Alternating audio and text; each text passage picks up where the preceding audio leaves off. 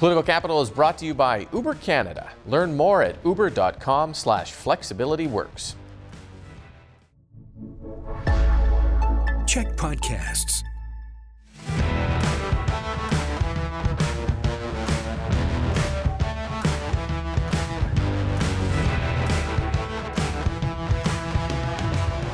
Hey everyone, and welcome to Political Capital, your source for all the latest in BC politics, and there is so much each and every week to talk about. We have a federal election intersecting BC provincial politics this week with the party leaders on the ground. We have a new provincial political party to talk about and a lot more. So thank you for tuning in and listening to us. You can subscribe on CHEK Plus to our show. You can also subscribe to the extended audio podcast version. We'll be having some more conversations today. Let's bring in the pod squad: Jeff Ferrier, Jillian Oliver, and filling in this week, Carlie Pochynok from Hill Knowlton. Carlie, thanks for coming back and helping us out. Thanks for having me.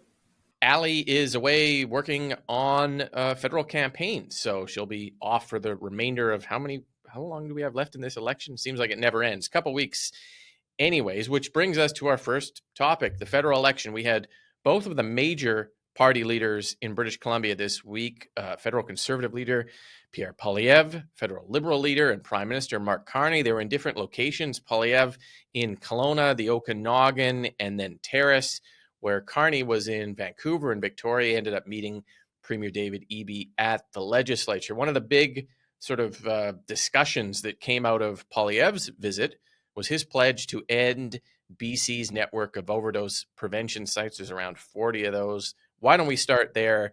That is a big kind of step into the provincial response to the toxic drug crisis. Carlie, let's start with you.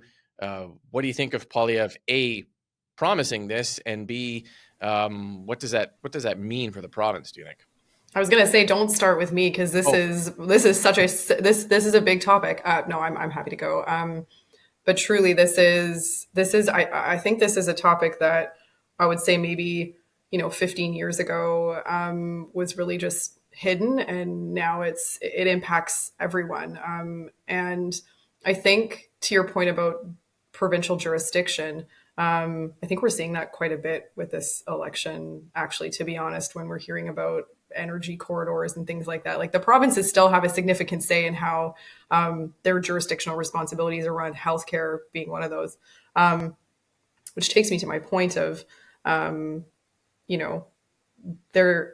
think there does need to be more focus on the healthcare side of things. I think the supervised consumption sites that are, from what I understand, and correct me if I'm wrong, a little bit more healthcare based, a little bit more recovery based. I think that's palatable to people. I think people understand that. I don't know if people understand the overdose prevention sites. I think they understand the stigma around it, and they see the realities of what people living with addictions have to deal with.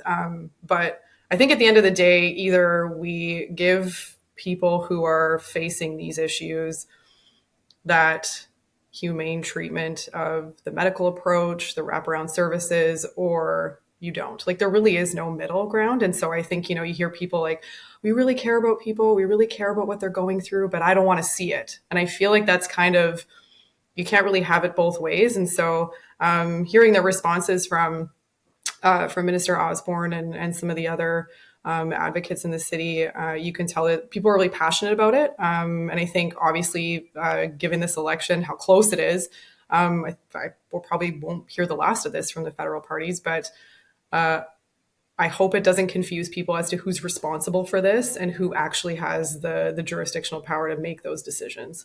It's a good point, and worth just clarifying, the jurisdictional power. You have two types of drug facilities in British Columbia: supervised consumption sites, that's like Insight in the downtown east side, federal and provincial cooperation, federal exemption, and a kind of higher medical standard with links to services. Then you have overdose prevention sites created by the province as part of their response to the public health emergency, often pop up, temporary, sometimes they're just tents They're run by often peers and folks who have recovered from addiction and who are helping out and monitoring for overdoses. They're the ones that, Jillian, tend to attract a bit more criticism from neighbors and community members who don't like the disorder. And it seems like Poilievre zeroing in on that as part of his clean up the streets type of message.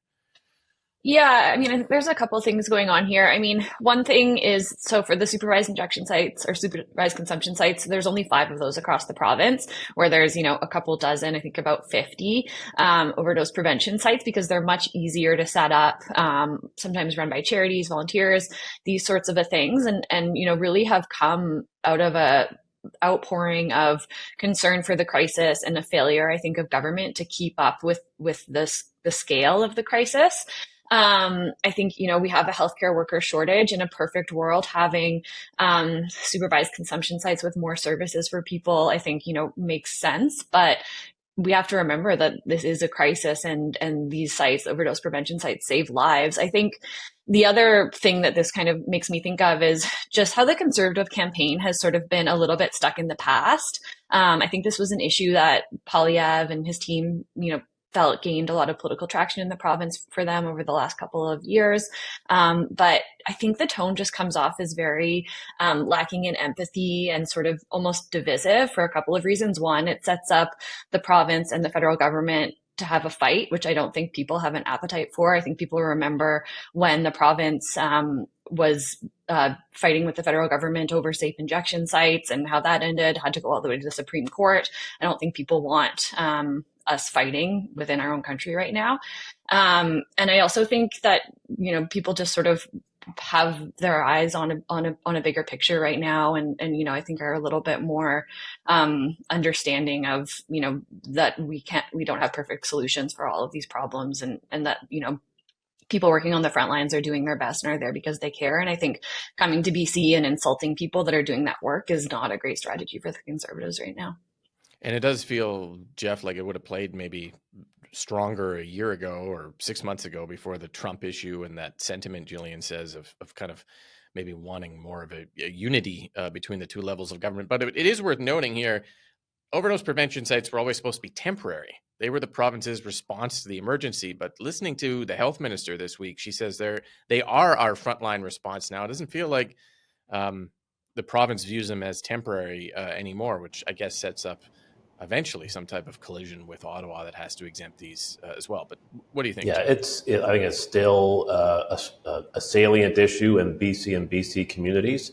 We are still in a opioid death emergency, so it's appropriate for these sites to stay open. I'm glad that the BC government has staked out some ground on Team Save Lives and has rejected the Pierre Poilievre team exploit for votes. This is a complex, confusing thing, but to put it as simply as I can, he wants to shut down these provincial overdose prevention sites and force them through a long federal approval process. And I can guess exactly how many of the provincial ones will be approved as federal ones with Pierre Poilievre as Prime Minister. I think it'll be 0. Look, it's still an issue. Opioid deaths are still a big, huge issue, costing way too many lives in BC. But if you look at the evidence, BC is making progress. So overdose deaths dropped 15% last year. They're down almost 32% this January compared to 2023. It's the lowest rate since 2020. Although nobody knows why. But yes, you're right. Those numbers are. Well, you can't pick like it's the overdose sites or it's the housing or it's the healthcare or it's a change in what the drugs are on the street.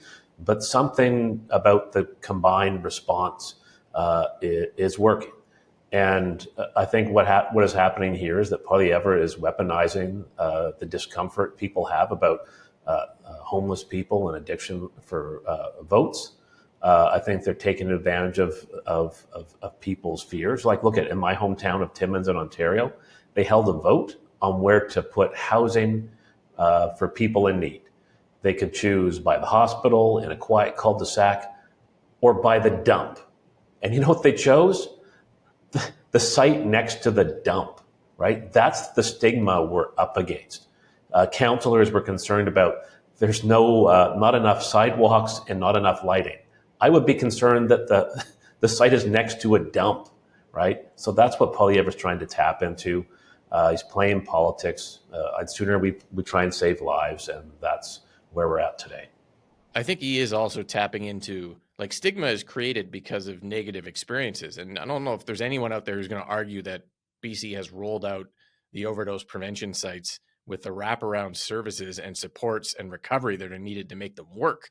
And so, yes, people get upset about them, but sometimes for good reason too. And that's a failure on government, not a weaponization always. But I think that's a good point. But I think how you address that is by doing what BC is doing, is by identifying the unintended consequences and addressing them one by one. You don't do it by just shutting them down and leaving people who are extremely vulnerable and at risk of death from using in alleys and homes alone, putting those folks at greater risk of death.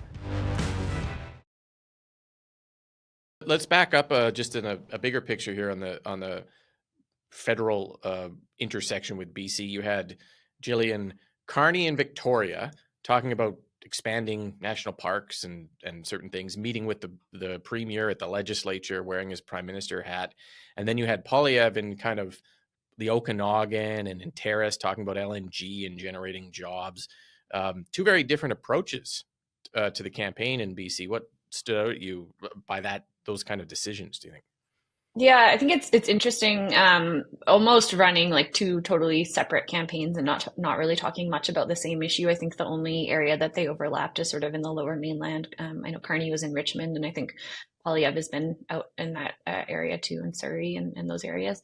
I think it speaks to the different kinds of voters that they're targeting. I think Carney is looking to shore up NDP voters. They're targeting seats on the island where they haven't been strong the last couple of cycles, as we've really seen that NDP and Green vote plummet. And I think, Poilievre is trying to shore up his support in the interior, where he thinks that he can maybe flip, one or two seats, but also just kind of solidify the ones that he has there. And I think that kind of speaks to how much of the dynamics of this campaign are really sort of baked in, and now they're sort of really just focusing on solidifying their vote rather than kind of chasing the same voters. It reminds me of a provincial campaign where you have sort of rural British Columbia with one party, in this case the federal Conservatives, urban British Columbia with another party, the provincial New Democrats / federal Liberals, Carlie, and then this kind of fight in some battleground ridings to sort of swing here and there depending on where it goes, which I guess the battleground ridings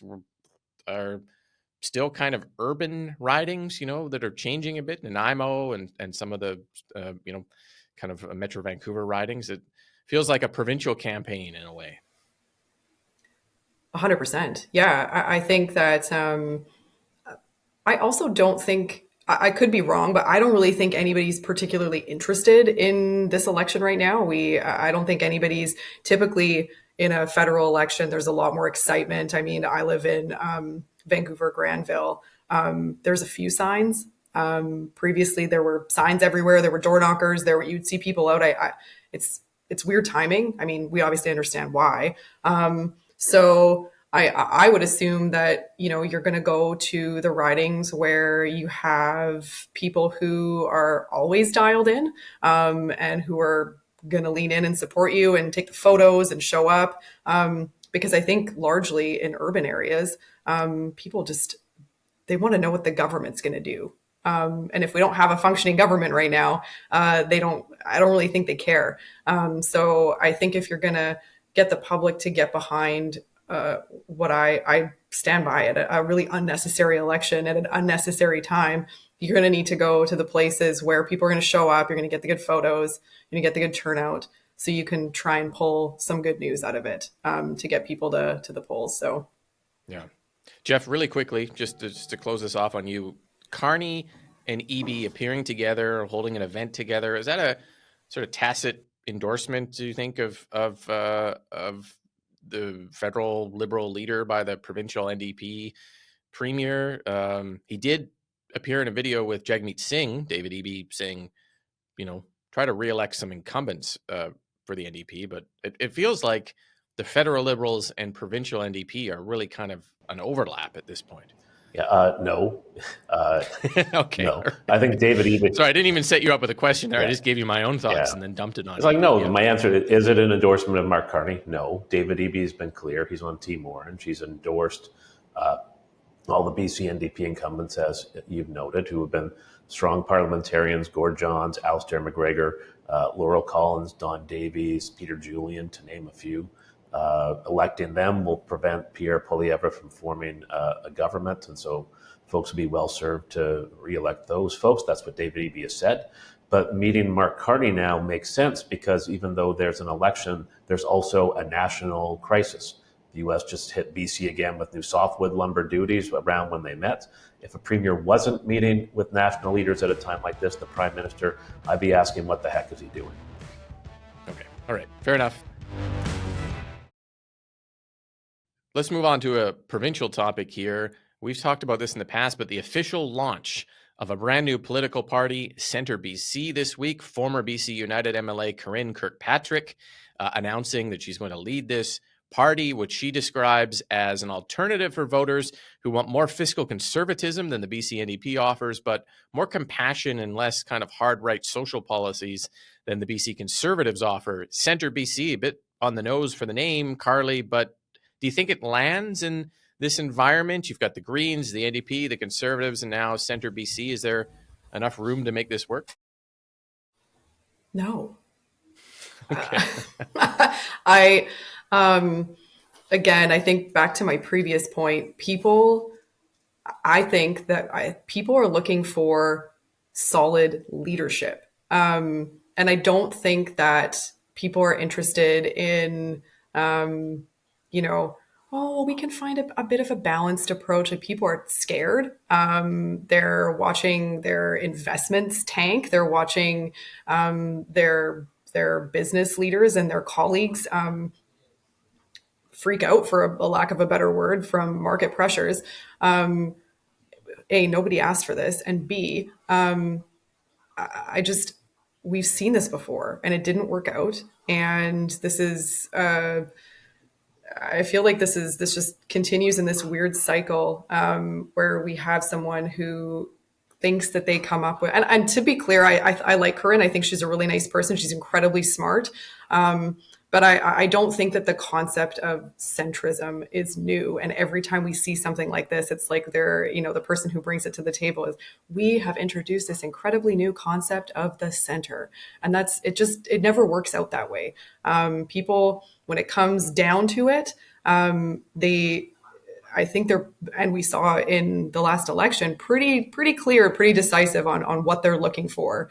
And so I think this is just going to create, the media launch was fine, but at the end of the day, do I think that, CentreBC is going to attract a whole ton of really dynamic and great candidates? Maybe. But are people going to go and say, I don't know what I want, but I kind of want something in the middle? No, because we saw that in 2024. So I don't know. I think it's just distracting. There were independent candidates in 2024 who tried to offer that, Corinne as well, and weren't successful, Jillian. But there was also that rumbling of folks who were like, I don't like the NDP, but the Conservatives scare me. Some of the things they're saying, some of the candidates they've put in, even Rustad will admit they didn't quite hit the right tone in the election. So I guess it's a build off of that. Does that give it any momentum, do you think?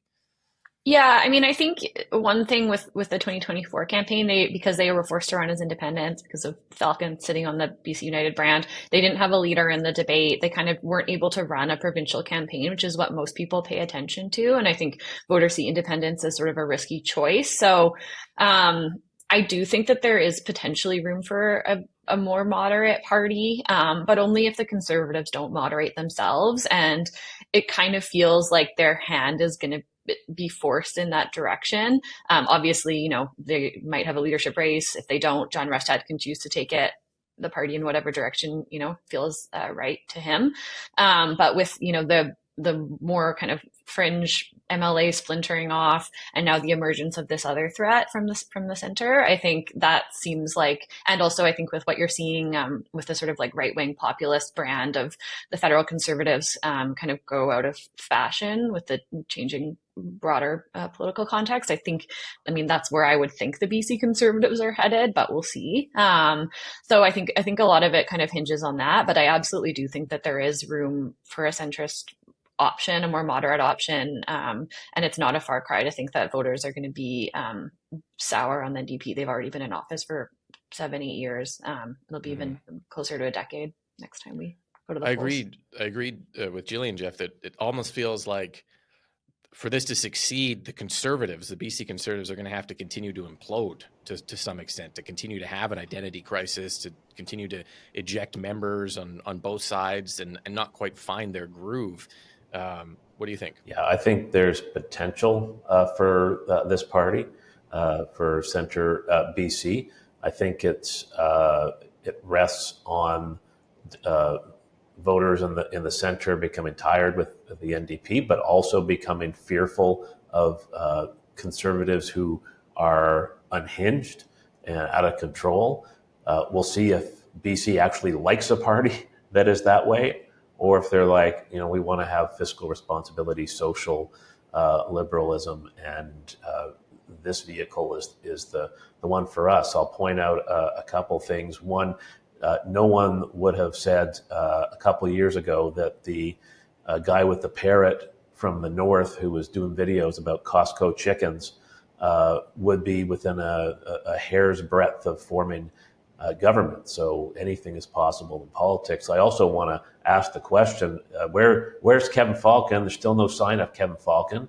If anyone's sees him, please send up a flare, because there's a lot of folks with a lot of questions for Kevin about the party's debt and if he's ever going to repay the riding associations the money they're owed. Mm-hmm. It is a question I think some people might have. Why not just resurrect the BC Liberals? And the reason for that is because the BC Liberal name owned by BC United. BC United still exists on paper. Kevin Falcon's still the leader, and it looks like his strategy is to just sit on the party and make sure it doesn't do anything to pull votes away from the Conservatives, part of his agreement with the Conservatives. So Corinne Kirkpatrick and others have to go out and start their own party if they want to try and make it work. That is a ton of work. I'm sure it's not the last we have heard, but it's going to be a real challenge. Not settled. Not settled with any debt though. Fresh start. No legacy baggage. We'll see.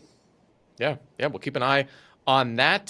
Thank you to the panel for being here. Thank you for watching. Make sure you subscribe to our audio podcast where we have more discussion about the week in BC politics. Tons going on. And we'll be back next week with all the latest here on Political Capital. Political Capital is brought to you by Uber Canada. Learn more at uber.com/flexibilityworks.